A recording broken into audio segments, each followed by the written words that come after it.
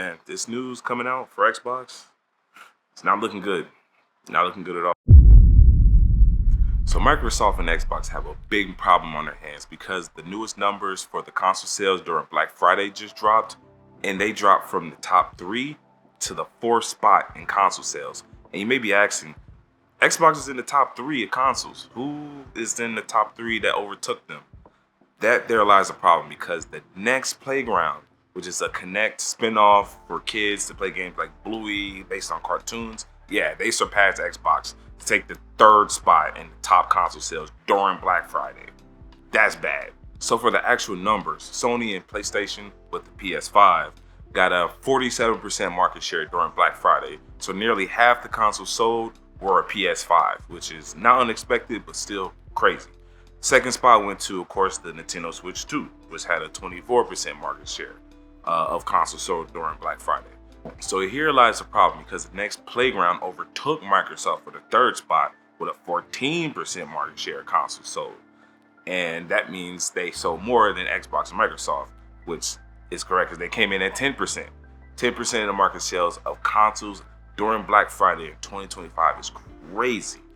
PlayStation is outselling them 5 times, multiple 5. The Switch 2 is outselling them 2.5 times. The next Playground, which I have never heard of before this article dropped, outsold them by 4%.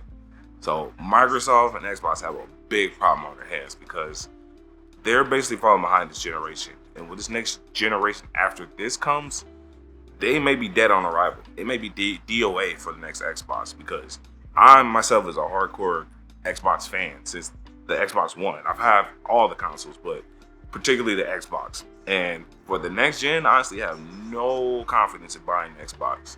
Like for the next generation, which I hope is a while from now, because this current gen still not even gotten underway yet. Still doesn't have its footing. Yeah, I'm looking at a PlayStation 5 first, or PS6 first. You know, next PlayStation before an Xbox, because the current slate and the state of Xbox at this current moment is just terrible. It's bad. You know, the amount of games that are available to play as far as exclusives, pretty much non-existent. The core franchise games such as Gears, Halo, Forza, they're all going to PlayStation. They all have gone to PlayStation. The 3 biggest exclusives for Xbox are now playable on PlayStation. So if I'm a gamer that's a neutral, let alone a fanboy that's an existing console owner of either direction, if I'm a neutral, why would I go with Xbox? I can play all your best games on your competitor, Sony. And so, yeah, I mean, it's pretty clear where Xbox is going in the direction of the future for the next console. They're just going to be service-based. It's all going to be Game Pass Ultimate, which you can play on anything.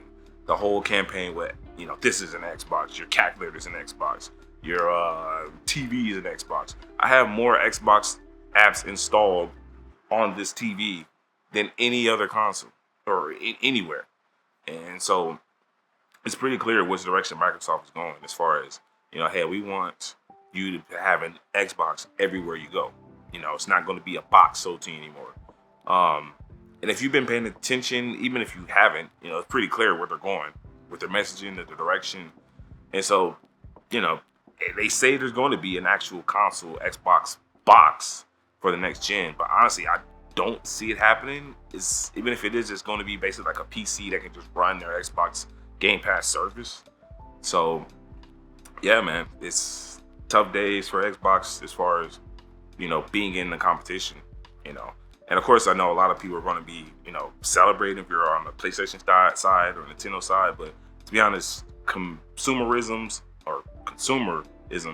us as consumers, we all win when there's more competition. So we don't want monopolies like Sony, you know, taking over. You know, they got a 50% stake right now as far as ownership in the console. You know, we kind of don't want that because if we're gamers, we want them to innovate. We want them to improve things to help everybody. And so it's pretty much gearing to be there's just one major console player, which is PlayStation, and you got one major player in handheld, which is Nintendo. And those two companies have a monopoly on both. They have a monopoly on both of those enterprises. So, yeah, man, this news coming out for Xbox, it's not looking good. Not looking good at all. So, is there a way they can come back from this?